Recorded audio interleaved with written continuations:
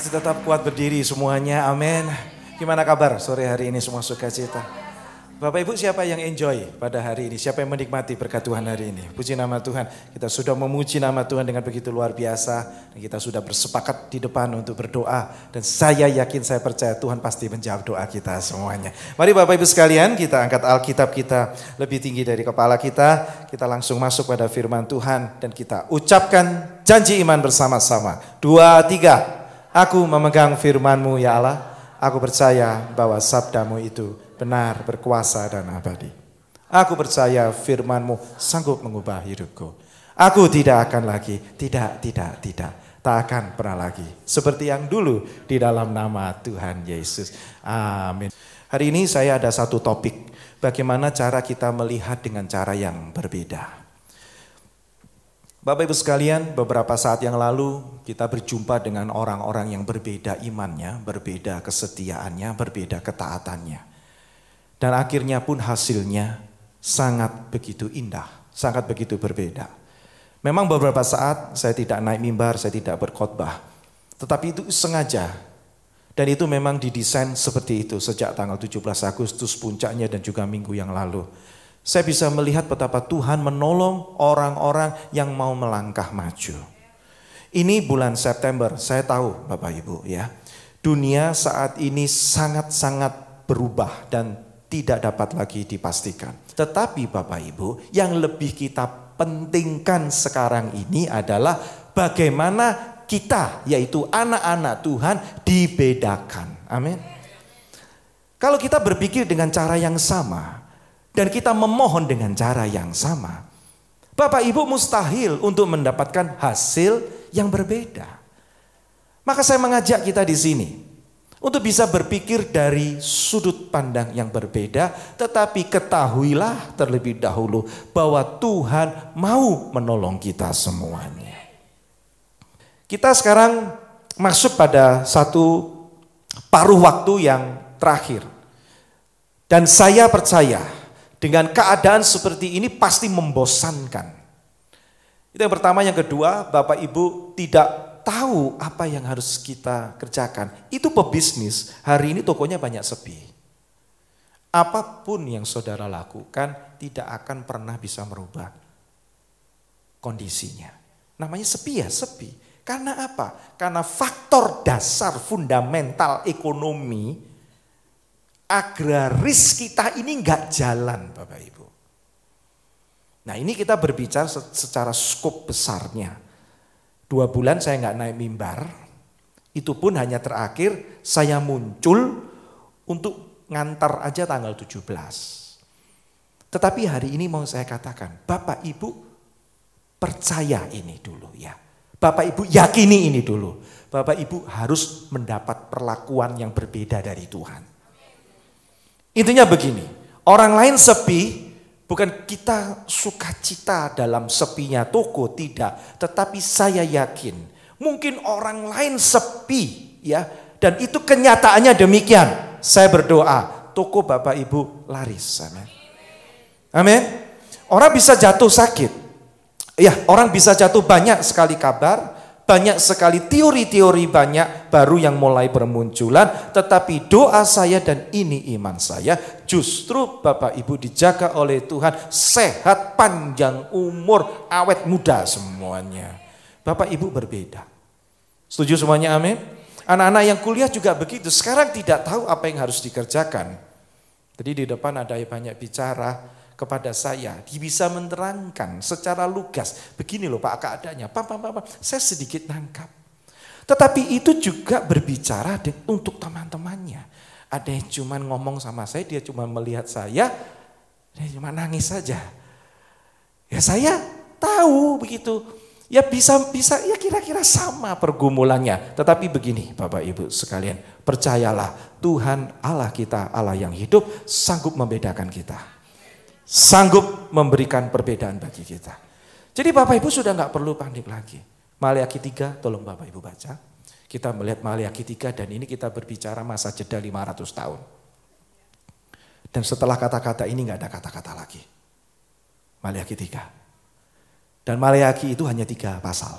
Ini buku terakhir dari Maleakhi Sehingga ditulis lagi nanti Injil mulai dari Matius, Markus, Lukas, dan Yohanes itu hampir bersama-sama 500 tahun. Berarti katakan ini penting kan ya? Berarti ini adalah sebuah pesan yang penting di dalam Maleakhi. Dan saya bisa melihat Maleakhi itu begitu dia peka dan dia bisa berbicara bagi kita semuanya. Dia tulis begini di ayat yang ke-18. Maka kamu akan melihat kembali. Nah ini Bapak Ibu sekalian, bukan satu kali terjadi, tetapi kita akan melihat berkali-kali. Seperti yang dikatakan tadi ini, kalau Tuhan menolong di masa-masa yang lalu, yakini dan imani, kita beda Bapak Ibu. Kalau orang berkata kesempatan cuma datang satu kali, itu dunia katakan begitu, tetapi kita tidak. Kesempatan datang berkali-kali. Setuju boleh teriak amin. Maka kamu akan melihat kembali perbedaan antara orang yang benar-benar ibadah, antara orang yang benar-benar saleh. Saya katakan saleh kenapa? Karena perbandingannya adalah orang yang mudi, perbandingannya adalah orang yang gak tenanan, perbandingannya adalah orang yang tidak konsisten. Itu fasik. Fasik itu adalah golongan orang yang mau cari untung sendiri. Selama ada benefit bagi dia ke gereja.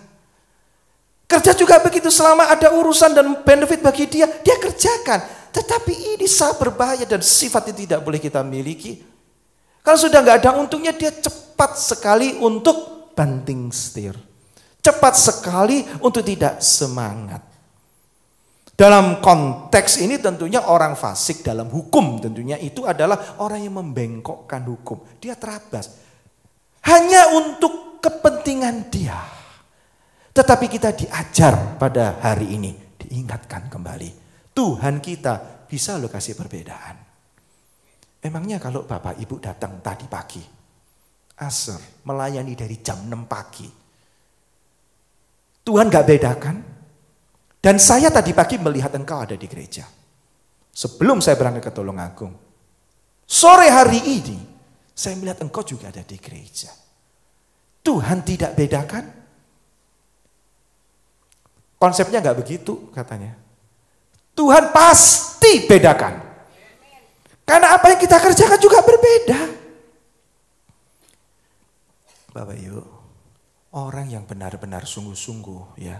Pencapaiannya itu bukan nanti terbiasa kita ibadah. Setuju katakan amin. Setuju katakan amin. Bukan terbiasa masalahnya. Tetapi ada berkat yang berbeda pula yang Tuhan sediakan. Memang ini sebuah resiko yang harus kita ambil. Bahkan kalau kita melihat Yosua pun. Kaleb. Dari 12. Kita berbicara angka besar. 10 orang tidak setuju dengan mereka. Kalau kita ingat loh. Pada saat itu. Pada saat mereka mau masuk ke tanah perjanjian. Kemah pertemuan sudah jadi. Kemah tabernakel itu sudah jadi. Berarti itu bukan waktu yang pendek toh. Sudah ada beberapa tahun itu dibuat kemah perhimpunan. Dan semestinya Tuhan sudah siapkan. Masuk ke tanah perjanjian. Itu berbicara dalam kehidupan kita. Bapak Ibu sudah berjemaat berapa tahun? Saya tanya, Ibu berapa tahun? Kau sudah berapa tahun di sini? Bapak Ibu rata-rata sudah cukup banyak. Ya mohon maaf kalau saya tidak bisa menjamu. Dan biasanya kalau non pandemi, jamuan di bawah. Kembali lagi. Tuhan sudah persiapkan selama kurang lebih 2 tahun kemah perhimpunan itu. Begitu mau masuk tanah perjanjian Bapak Ibu. Mayoritas berkata, nggak bisa. Dan tega juga loh mereka ngomong bahwa tanah yang Tuhan sediakan itu tanah yang biasa.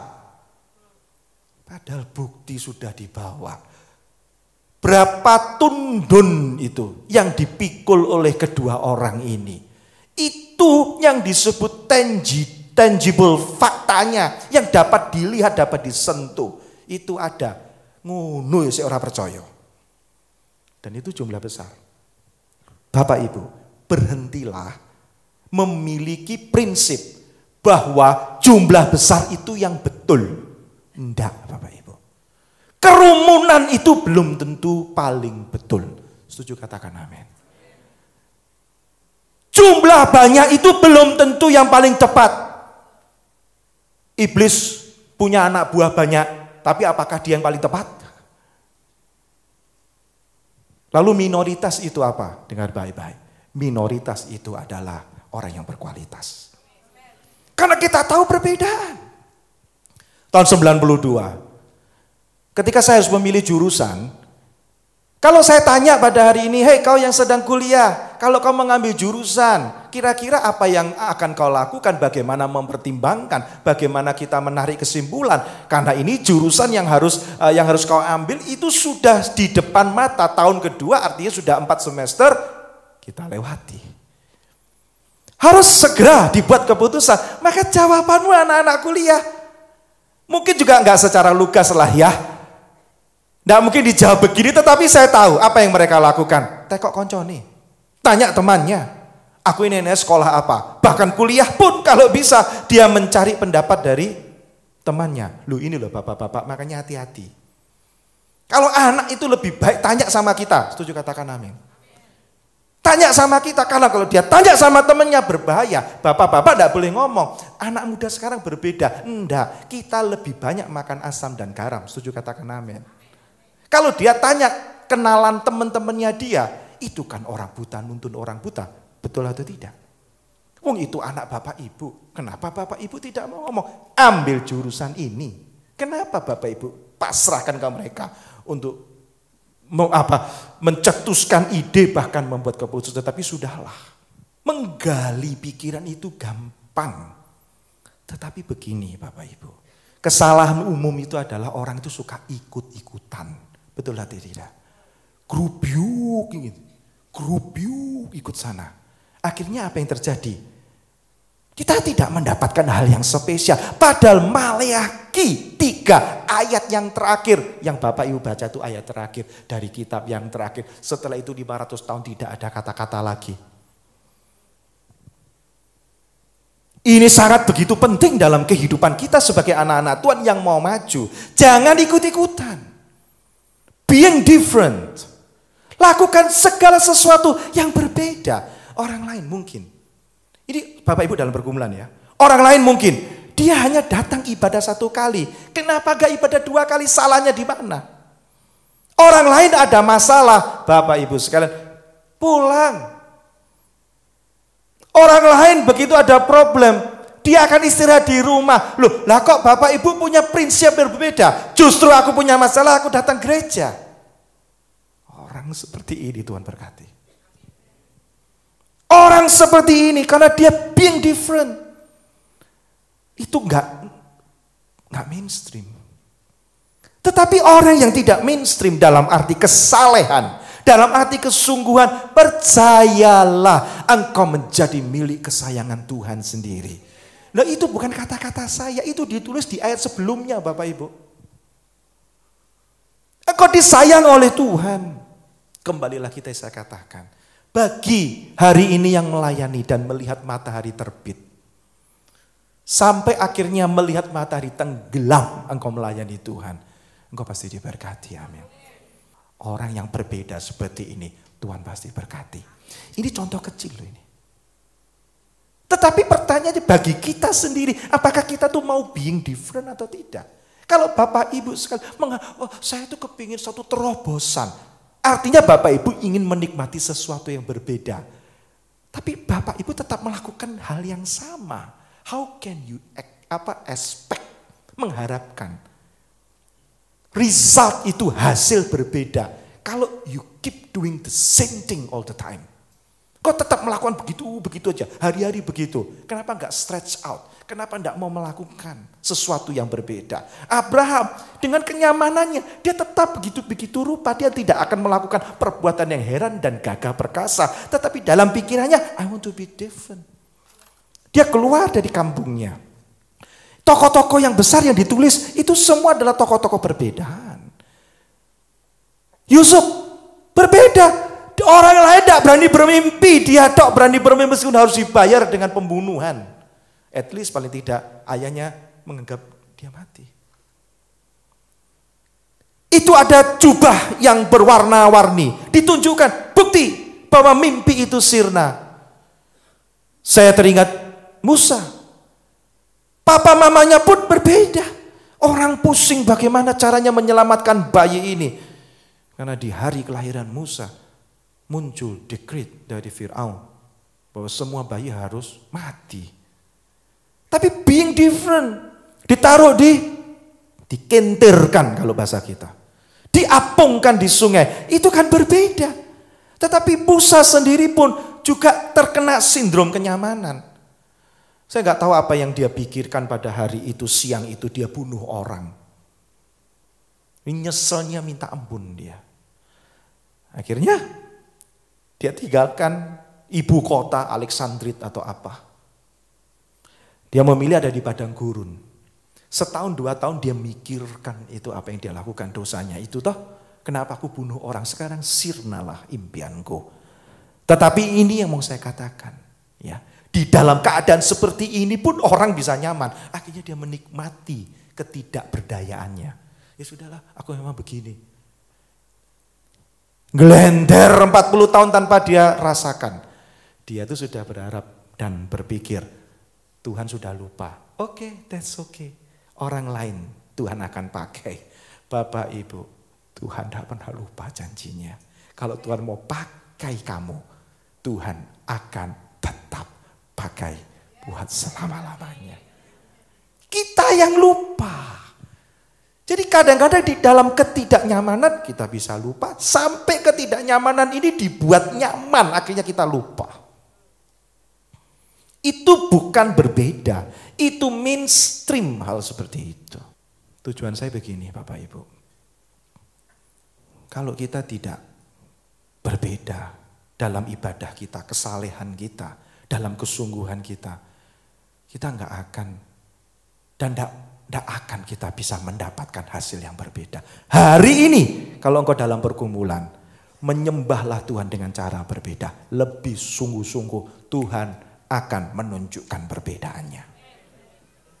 Saya nggak tanya sama teman saya nggak tanya sama teman saya, orang semua tanya. Teman-teman saya pun tanya, milih apa, milih apa, milih apa.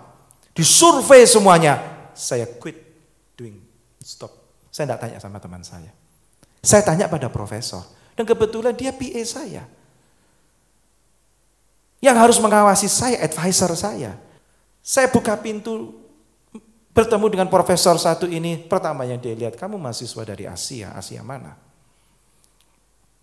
Saya anggap itu sebuah pujian bagi saya. Saya jawab apa adanya. Dan bahkan saya begini, cobalah profesor, mengertilah tentang saya, background saya. Dia bilang, oke, kasih waktu saya 1 hari. Besok dalam waktu 24 jam saya kembali, saya bertemu dengan beliau. Dia katakan begini, oh kamu dari Indonesia ya. Rupa-rupanya di Indonesia ini negara yang berkembang, tetapi ada kekurangan di bidang ini. Kenapa kamu tidak milih jurusan ini? Dan itu jurusan saya ambil. Sedangkan teman-teman saya nggak mau ngambil jurusan itu. Dia bilang, ini kelasnya juga lumayan sulit, itu nggak akan bakal lebih dari 10. Betul Bapak Ibu sekalian. Saya datang kelas itu sunyinya luar biasa, karena kelasnya cuma berisi dengan 5 orang. 5-5-nya semua, 4-nya bule saya aja orang Asia. 4-4 yang tidak mau kenal sama saya. Sampai akhir semester kita tidak saling menyapa. Tidak enak kuliahnya. Sekarang apakah itu yang kau cari kalau kau kuliah? Bukankah kalau kita kuliah kepingin banyak teman? Bukankah kalau kita kuliah cari kelas yang banyak temannya? Betul? Kalau kita kuliah, bukannya kita yang paling hork lah begitu mungkin, yang paling ceria, yang membawa kita untuk satu ke level. Tidak bakal bisa kalau itu dilakukan bersama-sama. Maka hari itu saya ingat, saya bersyukur loh Bapak Ibu sekalian. Jurusan yang saya pilih itu sangat-sangat tidak masuk akal. Bukan masalah sulitnya, sudah tidak masuk akal, tidak ada peminatnya. Tetapi saya bersyukur hari ini. Jadi ternyata being different itu atau menjadi berbeda itu sungguh memberikan profit yang besar bagi kehidupan masa depan saya. Memberikan keuntungan yang besar. Saya tidak perlu sama seperti orang lain. Begitu pula hari ini. Butuh ketidaknyamanan itu. Butuh langkah yang pasti. Orang berkata mungkin secara rohani, saya sudah terlalu disakiti. Mungkin di dalam hubungan suami istri rumah tangga, saya terlalu disakiti. Dan engkau berkata, sampai mati pun aku tidak akan memaafkan. Itu mainstream. Tapi hari ini, jadilah orang yang berbeda. Aku mau mengampuni. Dalam pekerjaan pun juga sama. Kalau kita melakukan seperti apa yang orang lakukan, maka kita pun juga akan ada di situ-situ saja. Orang lain bangun jam 7, kenapa kita tidak berbeda? Dalam kerohanian kembali lagi, kalau orang lain mau sungguh-sungguh melayani Tuhan, lebihlah sungguh-sungguh. 2 tahun loh Bapak Ibu sudah dipersiapkan tidak bisa masuk tanah perjanjian, itu kan lucu. Akhirnya harus berputar, gara-gara kerumunan. Siapa yang paling salah kalau kita mau persalahkan? Mereka tidak masuk tanah perjanjian pada minggu yang ke-100 itu. Kalau diukur dari keluar dari Mesir. Siapa yang paling dipersalahkan? Kerumunannya karena 10 orang dari 12 itu mayoritas. Berkata tidak bisa. Oke, bertobat sekarang. Jangan dengarkan apa yang banyak orang katakan, tapi dengarkan Tuhan. Jadi hari ini, pilihan Bapak Ibu sekalian untuk ada di rumah Tuhan. Pilihan Bapak Ibu sekalian untuk mendengarkan firman Tuhan. Pikiran Bapak Ibu dan pilihan untuk di-drive pikirannya, untuk dibersihkan pikirannya. Yang lalu sudah berlalu, ayo kita maju, dorong dirimu. Jadilah berbeda. Saya percaya Tuhan pasti menolong kita. Tidak perlu 30 tahun, 38 tahun berputar-putar. Karena mayoritas itu akan mengganggu cara kita membuat keputusan. Mayoritas itu akan mengganggu cara kita untuk menjatuhkan pilihan hidup kita. Siapa dia? Kerumunan. Lalu apakah kita tidak mendengar kerumunan? Itu hanya sebagai bahan saja. Tapi dengarkan Tuhan itu lebih dari segalanya. Setuju semuanya? Amin. Dan hari ini minta sama Tuhan. Kalau Bapak Ibu minta, Tuhan pasti berikan. Seperti Yeskiel, aku ada di tengah-tengah orang tidak percaya. Tetapi Tuhan ngomong sendiri langsung kepada Yeskiel. Aku akan berikan hati yang lain. Roh yang lain. Baru dalam hidupmu. Supaya kamu berbeda. Kalau Bapak Ibu lihat kiri dan kanan kita. Kita ini orang-orang yang berbeda. Kita stretch out. Kita melakukan sesuatu yang lain daripada yang lain. Maka Kaleb dan Yosua ini mengajar kepada kita. Meskipun hanya 2 orang dari 12. Artinya hanya 20%. Tetapi Bapak Ibu, Tuhan anugerahkan anugerah yang besar. Bapak Ibu tahu, semua suku-suku Israel diberikan menurut sukunya. Hanya Kaleb yang tidak. Kaleb tidak. Kaleb diberikan menurut keluarganya. Tetapi hambaku Kaleb. Orang mengartikan Kaleb itu artinya anjing. Tetapi tidak saya. Saya justru yang mengartikan anjing itu Kaleb. Karena saya tidak pernah melihat ada kerumunan anjing. Pernah melihat? Tidak ada. Karena anjing jalan sendiri. Dia setia. Jadi Bapak Ibu sendirian datang ke gereja. Itu gak ada masalah. Sendirian. Kecuali yang memang sudah di-set harus bersama-sama. Itu oke karena mereka sekolah. Anak-anak taruna. Tetapi toh kalaupun engkau mau rindu, engkau mau datang sendiri. Tidak ada masalah. Karena engkau being different. Tidak perlu harus ada yang ngajak Bapak Ibu. Tidak perlu harus ada yang barengi. Tidak perlu harus duduk itu di samping teman kita. Mungkin justru dengan kita duduk dengan orang-orang benar-benar perfectly stranger. Orang yang baru tidak kita kenal. Itu opportunity bagi kita. Dan Tuhan melihat, Tuhan menilik kita hari ini. Siapa yang mau extra mile? Siapa yang mau going more than enough. Kalau Bapak Ibu sekalian katakan, aku mau melakukan yang lebih. Saya percaya, Tuhan pun juga kasih spesial dalam hidup kita. Kalau engkau punya hati yang berbeda, kalau engkau punya iman yang berbeda, Tuhan pasti memberikan yang berbeda dalam hidupmu. Yang Dia minta hanya berbeda. Hari ini kita tidak bisa mengandalkan panenan lagi, tidak bisa mengandalkan dunia, ya. Tapi percayalah, paling 2-3 bulan nanti, Desember, November, rame lagi dalam nama Tuhan Yesus, rame lagi ya, sukacita lagi ya, toko-toko rame lagi ya. Setuju semuanya, katakan amin ya. Sekarang apa yang kau lakukan?